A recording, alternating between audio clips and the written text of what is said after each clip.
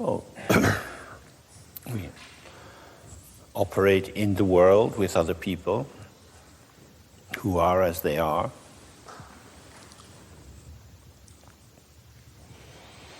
So how to keep our balance and to stay fresh and open when people behave in ways we don't like. Well, what we've been looking at is maybe we shouldn't take our own opinions so seriously. We are emergent in a field of happenstance. And even our emergence is a happenstance. Even if we're trying to be very rational and controlled, it's very difficult to know precisely what to say or to do because we have to respond into the situation. So we find ourselves behaving in particular ways. It's very, very important to be able to apologize. If you make a mistake or you think you did something that's not very skillful, you can apologize for it.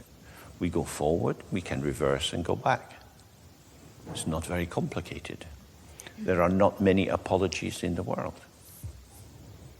I don't think Mr. Cameron has apologized for this disaster that he's visited on us. People don't like to apologize. We know in the NHS there's been such a culture of never apologizing because it makes you culpable and then all kind of claims come and so on and so forth.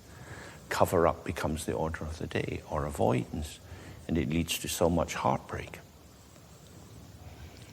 But to imagine that you could always know the right thing to do is madness.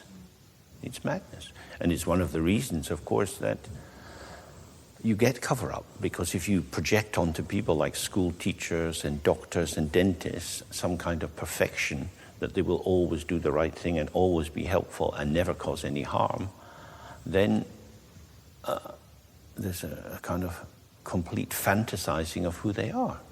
And disappointment is bound to occur. We are not perfect, and the Hippocratic Oath is an aspiration, that one will try always to do good and try to avoid to do harm, but life is complicated.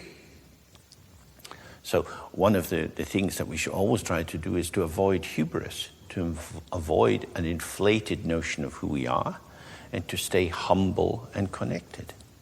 Because if you inflate yourself and you rise above the situation and you start to believe in your mastery or the complete value of your unique perception, you are alienating yourself from the field.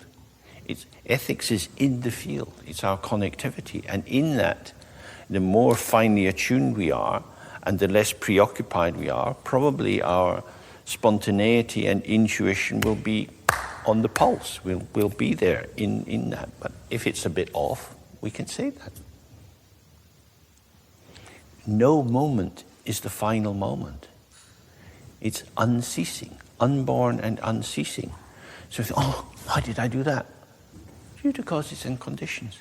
It doesn't mean that you let yourself off the hook and say, well, anything goes, but punishing yourself is not going to help. Apologizing is better than punishing yourself. Blaming yourself, what do you learn from that? You can sit down and review, how did this occur? Oh, we'll probably find it was because I was distracted and preoccupied. And the more, that's then an encouragement to relax and open and receive and respond. Receive and respond. So if we want to maintain equanimity, we have to be kind and tender to ourselves and kind and tender to other people. When we looked at that term in the door to liberation, being without hope, it also means like without expectations. Because if you have expectations, you are setting yourself up for disappointment. So a lot of the time, I'm going to go for the train and I expect the train should come roughly on time, that's a reasonable kind of expectation.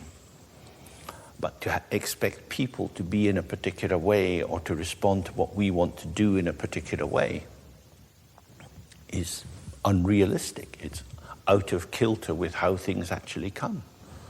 So when you have an expectation, if you observe this in yourself, what you're doing is you're having a pre-formation. You're coming into a formation ahead of the event. You're taking up a position because this is what should be happening.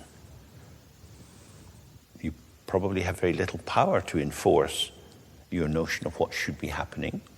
And so you have a reaction against the world because the world is rebuffing your wonderful plan or your reasonable idea about how things should be. So if we relax expectation and we bring our attention to the phenomena, not our idea about the phenomena, but the phenomena themselves, then we have to cook quick and fresh into the moment. There is no freezer. The freezer is where your karma is kept. You've been storing it up for a long time. In the moment, in connection with others, you have fresh ingredients. So if you link into the world, this is how it is. This is what I have to work with. So you're connected and you're fresh, and activity is flowing through you. This is the nirmanakaya, the flow of energy into the world, in the manner of a dream. The Tibetan word for nirmanakaya is trupiku, and trupa is a word which links to words of magic, of illusory nature. We are apparitional.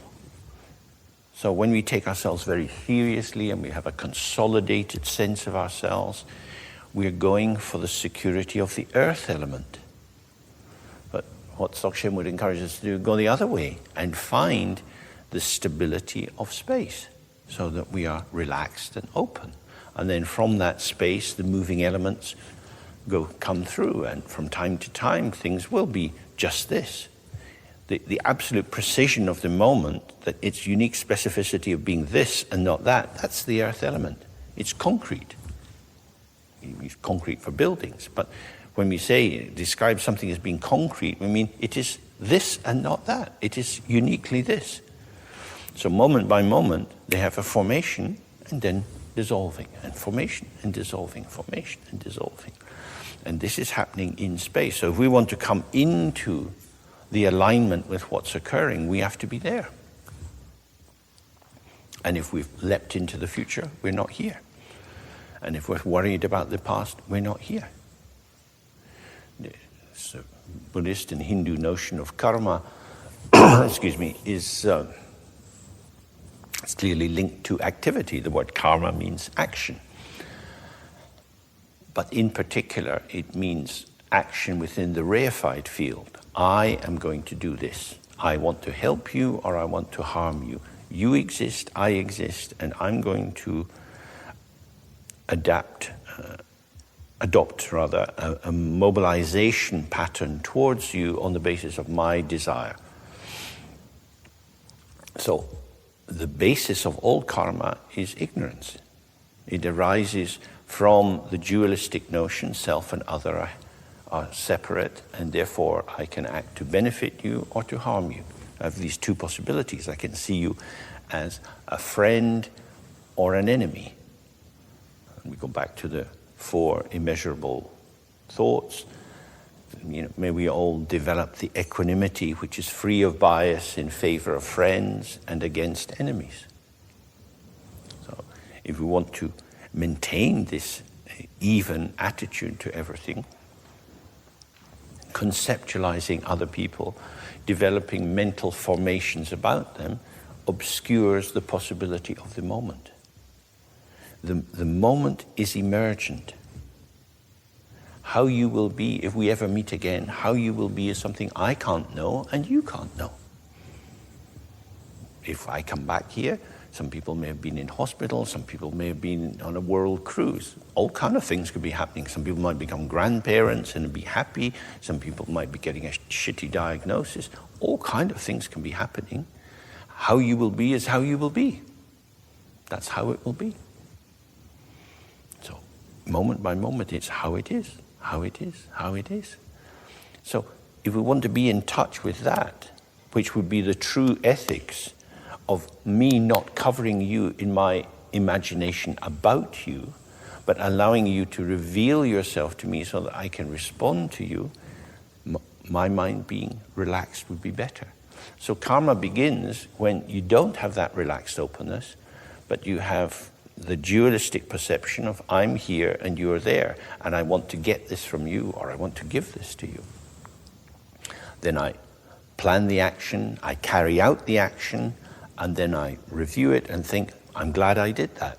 Then you have the 4 factors of karma operating there, which means I have identified myself as an isolated individual, I have acted on the environment around me, and I'm happy with the result, or I'm at one with the result. So what that does is it consolidates the delusion of being a separate entity and being an agent, one who acts on truly existing beings other than yourself.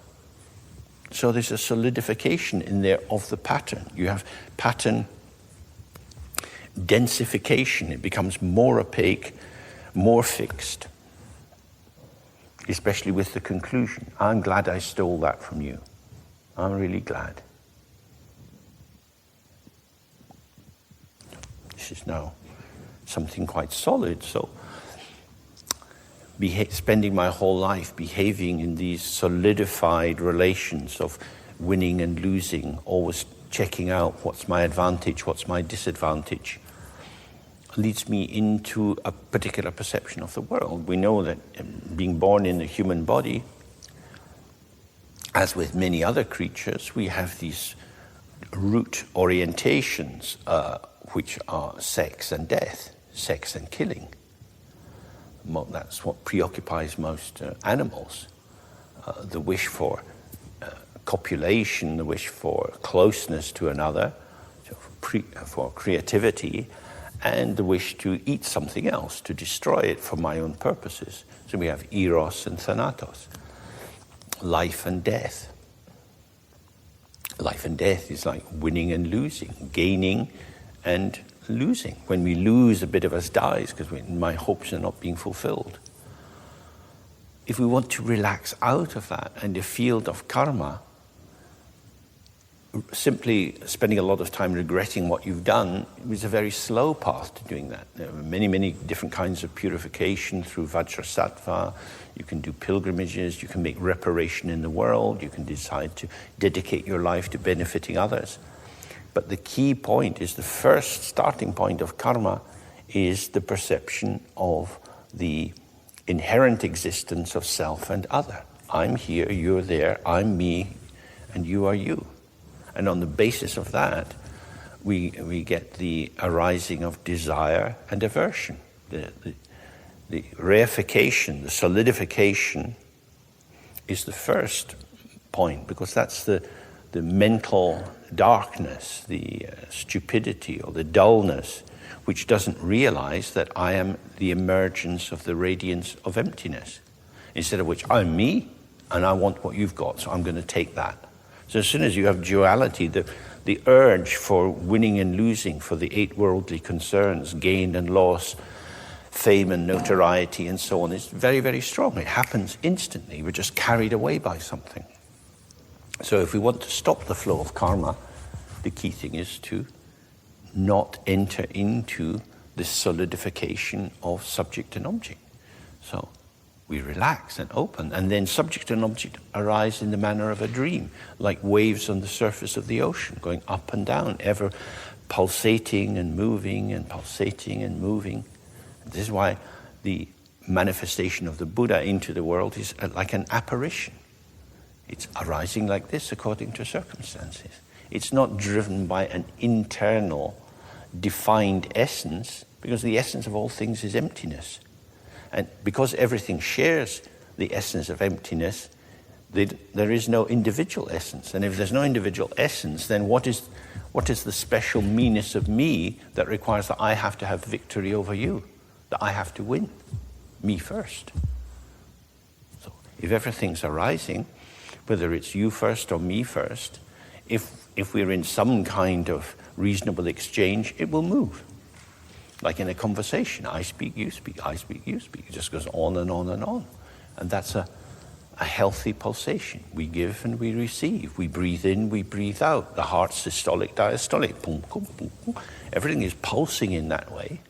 And when the pulsation is reasonably balanced, then the breathing is okay and the heart is in a healthy condition. But when you take up a position, me first, then you break the pulsation, the responsive connectivity between people. This one here has to be privileged over you guys because I'm me.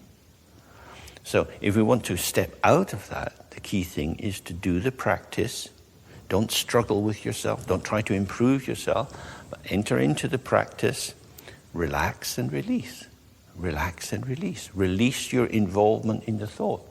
Release your sense that your template that you use for evaluation, for the attribution of worth as a basis for decision making, release that template. It's just something you picked up in your family, in your school. If you were born in a different time, you would have a different frame of reference. It's just a transient set of values which is culturally determined. It has no intrinsic truth. So we just relax that. Okay, so how will I make sense of what's going on? Don't make sense of what's going on. But how will I know if I'm making any progress? Where are you going to? You want to go somewhere and you don't even know where you are. We're here. Let's be here. If you're here and you really think, this is shit, I want to go somewhere else, fair enough. But if you don't know where you are here, how are you going to get there? I want to buy a ticket for London. Where are you? I don't know. Well, I can't sell you a ticket. You've got to be where you are. So that's the whole purpose of the practice. Being here, relaxing, opening, and then gradually the constraints, the karmic patterns, the formations that feel like me, we start to see as ingredients. They're just like ingredients on the shelf. We don't have to pop them into every meal. You add marjoram if you need marjoram. If you don't need it, you don't add it. So nice to have marjoram in the kitchen as required. So instead of having a fixed repertoire that you enact in order to maintain your own identity, you become aware of the portfolio of your possibilities and you allow them to arise in interaction within the field of emergence. Then life becomes easy. Okay, we're almost at our time, so we do a final sitting.